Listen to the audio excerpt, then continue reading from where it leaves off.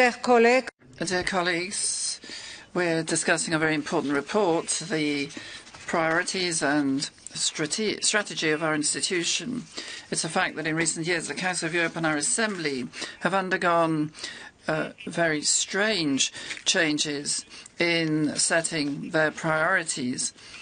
It is, at the very least, disconcerting to me that the Council of Europe, which seems to have become an anti-Russian club, should choose in its recent agendas as priority issue number one the question of the Russian opposition figure Alexei Navalny.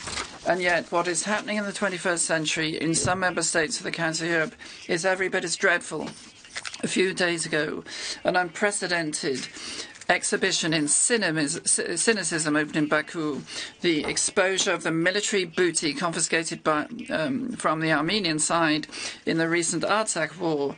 And you should have seen how Aliyev was proudly walking through the helmets of fallen Armenian soldiers, and see how Azerbaijani children were entertaining themselves by suffocating mannequins of Armenian soldiers.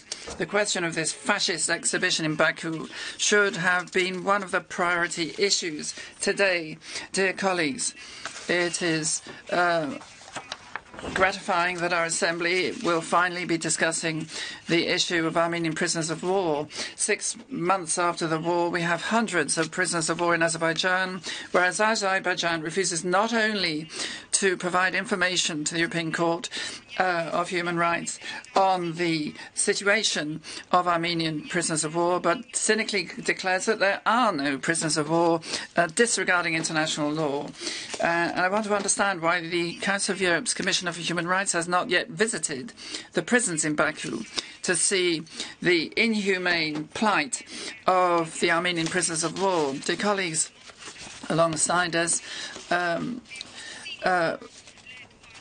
Azerbaijan and Turkey is cynically violating human rights. When Aliyev declares that they won this war, it's because they brought up a whole generation of young Azerbaijanis in a spirit of hatred for the enemy. And these racist and Armenophobic declarations should be the subject of debate in our institution. Otherwise, we violate the fundamental values of our organization with spurious agendas. Thank you.